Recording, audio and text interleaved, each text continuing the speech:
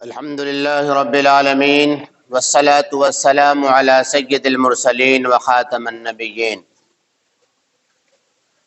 فقد قال الله تبارك وتعالى في القرآن العظيم: أعوذ بالله من الشيطان الرجيم. بسم الله الرحمن الرحيم. الحمد لله رب العالمين الرحمن الرحيم مالك يوم الدين. إياك نعبد وإياك نستعين. اهدنا الصراط المستقيم صراط الذين أنعمت عليهم غير المغضوب عليهم ولا الضالين. آمین. صدق اللہ العظیم. معزز دوستو اور عزیز ساتھیو، سورۃ الفاتحہ سورۃ الفاتحہ، اس کی اہمیت اور اس کی فضیلت اور اس کے ثمرات و برکات کا اندازہ آپ اس سے لگا سکتے ہیں، اور اس کے بیش قیمت ہونے کا پتہ اس بات سے ہی چلتا ہے کہ سورہ فاتحہ کے بغیر کوئی نماز ہی نہیں. لا صلاۃ الا بفاتحۃ الکتاب. اللہ کے نبی صلی اللہ علیہ وسلم نے ارشاد فرمایا کہ سورہ فاتحہ کے بغیر کوئی نماز ہے ہی نہیں. یعنی نماز ہوگی تو سورہ فاتحہ کے ساتھ ہوگی، اور بغیر سورہ فاتحہ کے اگر کوئی نماز پڑھے تو اس نماز کا کوئی تصور ہی نہیں. نماز میں اگر کوئی اور چیز آگے پیچھے ہو جائے یا چھوٹ جائے، مقدم مؤخر ہو جائے، تو بسا اوقات سجدہ سہو سے نماز صحیح ہو جاتی ہے، لیکن اگر سورہ فاتحہ ہی ختم ہو جائے تو کوئی گنجائش نہیں. اس سورت کو اللہ رب کریم نے ہم انسانوں کو، ہم ایمان والوں کو عطا فرما کر ایک عظیم نعمت سے نوازا ہے. سورت کے دو جز ہیں. ایک جز میں رب کی ربوبیت ہے، اس کا تقدس ہے، اس کی بزرگی ہے، اس کی بڑائی ہے. اور دوسرے جز میں بندہ اور بندے کے حال احوال ہیں اور بندے کی کیفیات ہیں. اس پوری صورت میں اللہ رب کریم نے جس اسلوب سے اور جس انداز سے اپنا تعارف پیش کیا ہے اور بندوں کا جو تعارف کرایا ہے، اور اللہ رب کریم نے بندوں کو یہ کہنا چاہیے کہ آداب شاہی سکھایا ہے. یعنی تم شہنشاہ عالم، شہنشاہ کائنات اور حقیقی بادشاہ، جو تمہارا رب بھی ہے، خالق بھی ہے، معبود بھی ہے اور مسجود بھی ہے، اس کے سامنے تمہیں کھڑا ہونا ہے اور اپنی باتیں پیش کرنی ہے، رکھنا ہے. تو آداب شاہی کا کس قدر خیال رکھنا ہے، رب کریم مولا نے اس صورت میں ہمیں سکھایا. ایک نمازی نماز پڑھتا ہے، عربی ہو، اجمی ہو، انگلستان کا رہنے والا ہو، انگلینڈ کا رہنے والا ہو، خود عرب کی کسی کنٹری کا ہو، یا ہمارے ہندوستان اور ہندوستان کے علاقے، ایشیا، بر اعظم اور بر صغیر کسی علاقے کا انسان ہو، عربی جانتا ہو نہ جانتا ہو، بالکل ان پڑھ انگوٹھا ٹیک ہو، اور وہ نمازی ہے، نماز پڑھتا ہے، صورت یاد رکھ رکھی ہیں، نماز یاد کر رکھی ہیں، وہ شخص بھی، پڑھا ہوا شخص بھی، مفسر بھی، محدث بھی، فقیہ بھی، اور حرمین شریفین کے امام صاحب بھی، رکشہ چلانے والا بھی، جھاڑو پوچھے لگانے والا بھی، ایک چانسلر پرنسپل بھی، اور ایک پیون چپراسی بھی، سب لوگ اس سورت کو پڑھتے ہیں. معنی سمجھے تو نہ سمجھے تو سب کو پڑھنا ہے. رب کریم نے کہہ دیا کہ جب میرے حضور آؤ نا، میرے حضور کھڑے ہوا کرو تو سورہ فاتحہ ہمیں پڑھ کر سناؤ، سورہ فاتحہ ہمیں پڑھ کر سناؤ. آپ دیکھیں ایک نمازی آتا ہے، باوضو ہو کر قبلے رخ کھڑا ہو جاتا ہے. قبلے رخ کھڑا ہونے کے بعد وہ اپنے ہاتھ کھڑے کر لیتا ہے. کیا کر لیتا ہے؟ کھڑے کر لیتا ہے. یوں خود سپردگی کہتے ہیں اسے. کیا کہتے ہیں؟ خود سپردگی، سلینڈر ہونا. اللہ کے حضور کھڑا ہو جاتا ہے بالکل اسٹریٹ، اور کہتا ہے اللہ اکبر. کیا کہتا ہے؟ اللہ اکبر. اللہ سب سے بڑا ہے، اللہ سب سے بڑا ہے. اور اس کے بعد ہاتھ باندھ لیتا ہے، نگاہ نیچی کر لیتا ہے، اور ثنا پڑھنے کے بعد اب وہ اپنے رب کے حضور آداب شاہی بجا لاتا ہے۔ پوری کائنات اگر اپنے الفاظ میں اپنے رب کی تعریف کرنا چاہے تو تعریف نہیں ہو سکتی تھی، انسان کے بس کی بات ہی نہیں تھی۔ انسان پڑھ لکھ کر ہواؤں میں توڑ سکتا ہے، وہ مچھلی کی طرح پانی میں بھی تیر سکتا ہے، وہ پہاڑوں کا سینہ چاک کر پھاڑ کر اس کے اندر حویلیاں بھی بنا سکتا ہے، وہ سب کچھ کر سکتا ہے۔ لیکن رب کریم نے اگر اپنی تعریف اور اپنی مدح نہ سکھائی ہوتی، اپنی ذات کا تعارف نہ کرایا ہوتا، پوری دنیا کے انسان مل کر اپنے رب کی کما حقہ تعریف نہیں کر سکتے تھے۔ تو رب کریم نے سکھایا۔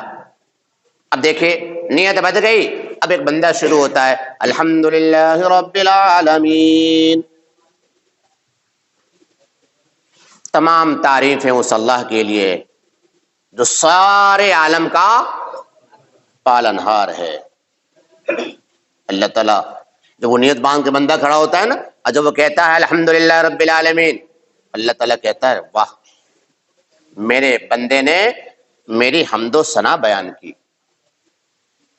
میرے بندے نے، آپ کو پتہ نہیں ہوتا، ہمیں احساس نہیں ہوتا اس وقت، لیکن جب ہم پڑھ رہے ہوتے ہیں نا الحمدللہ رب العالمین، اللہ کہتا ہے ہاں واہ، میرے بندے نے میری حمد و ثنا بیان کی۔ الرحمن الرحیم، بہت مہربان ہے، نہایت رحم والا ہے، بڑا مہربان اور بڑی رحمت والی ذات ہے اللہ کی۔ تو اللہ رب کریم کہتا ہے واقعی میرے بندے نے سچ کہا، میرے بندے نے سچ کہا، میری ذات بڑی رحمت والی ذات ہے، بڑی شفقت والی ذات ہے، یقیناً میں ہی تو رحمان ہوں، میں ہی تو رحیم ہوں، پوری کائنات پر اور کائنات کے تمام مخلوقات پر صرف میں ہی رحم کر سکتا ہوں۔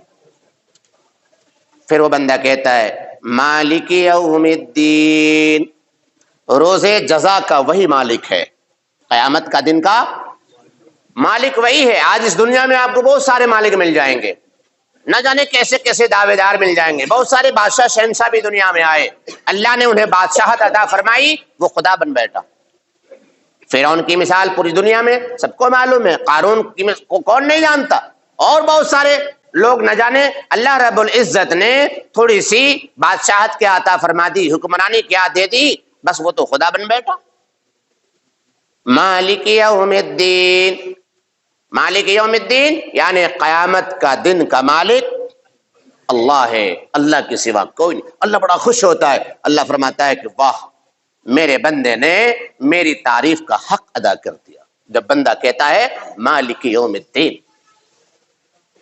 الحمد سے لے کر مالک یوم الدین تک جب بندہ پڑھ رہا ہوتا ہے، اللہ رب کریم ایک ایک جملے پر، ایک ایک لفظ پر، ایک ایک آیت پر اپنی خوشی اور اپنی مسرت کا اظہار فرماتا ہے، اور اس بندے سے کہتا ہے ہاں کہ آگے پڑھ، آگے بھی بول، آگے بول، آگے بول، اور اللہ خوش ہوتا ہے، واہ شاباش میرے بندے، تو نے ویسی بات کہی جیسا میں ہوں، تو نے میرے ذات کے بارے میں جو کہا یقیناً میں ہی تو ہوں، ارے میں ہی تو ہوں جو سارے عالم کو پیدا کرنے والا ہوں، میں ہی تو ہوں جو سارے سنسار کا پالنہار ہوں، میں ہی تو سب کو پالتا ہوں، میں ہی مہربان، میں ہی رحم کرنے والا، میں ہی رحمان، میں ہی رحیم، اور مالک یوم الدین میں ہی ہوں، مالک ہوں، یہاں کا بھی مالک، وہاں کا بھی مالک، پوری کائنات کا میں مالک ہوں، میری شہنشاہی ہر جگہ ہے، ہر وقت ہے، ہر وقت رہے گی، میرے علاوہ کوئی شہنشاہ نہیں۔ جب یہاں تک بندہ تعریف کر لیتا ہے نا،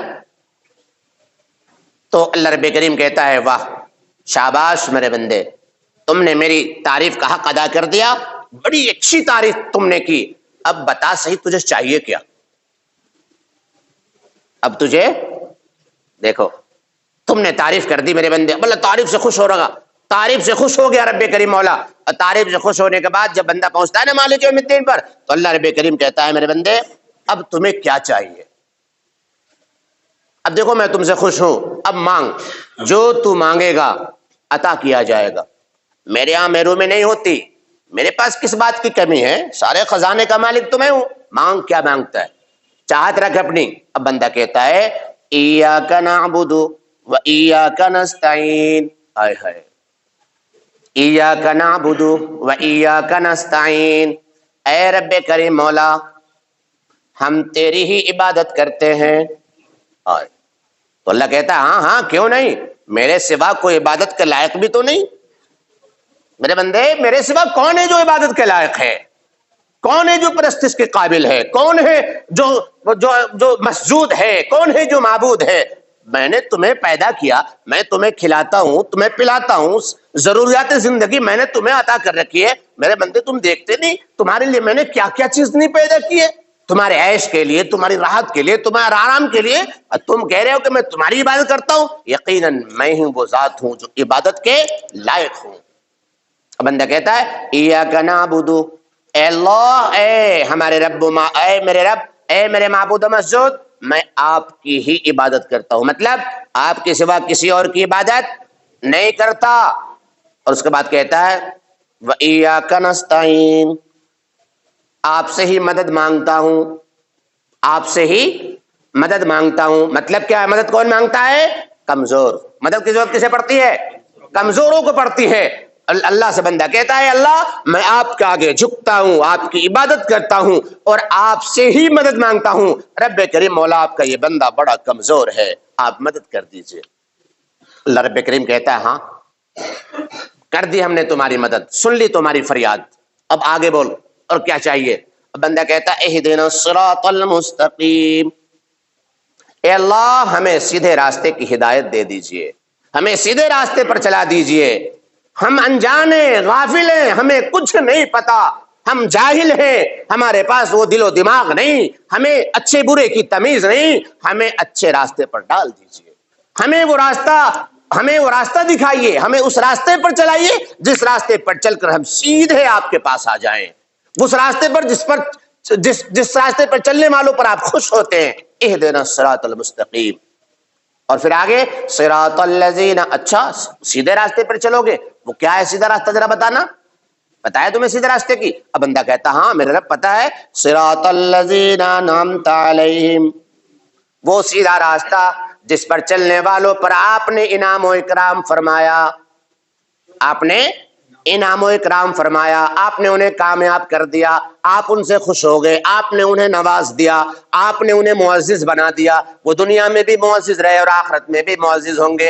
ए रब्बे करीम उसी सीधे रास्ते की दुआ है आपसे कि उसी सीधे रास्ते पर हमें चला दीजिए।